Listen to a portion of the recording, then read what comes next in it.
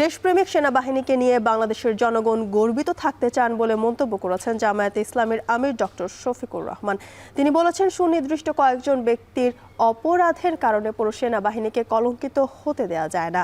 রোববার ফেসবুক পোস্টে এমন মন্তব্য করেন জামায়াতের আমির ডক্টর শফিকুর রহমান। তিনি বলেন, ইতোমধ্যে সেনাবাহিনীর পক্ষ থেকে এই বিচার প্রক্রিয়াকে সহায়তা করার স্পষ্ট ঘোষণা দেওয়া হয়েছে এবং অভিযুক্ত ব্যক্তিদের বাহিনীর হেফাজতে নেওয়া হয়েছে। তিনি সেনাবাহিনীর এই উদ্যোগকে স্বাগত জানান। ডক্টর শফিকুর রহমান বলেন, দুঃখজনক হলেও সত্য, এই বাহিনীর কতিপয় সদস্য দেশের আইন ও মানবতার প্রতি সম্মান প্রদর্শনে ব্যর্থ হয়েছিলেন। ফ্যাসিস্ট সরকারের প্ররোচনায় প্রতিপক্ষ নিধনের এজেন্ডা বাস্তবায়নে তারা অন্ধর সহযোগী ছিলেন।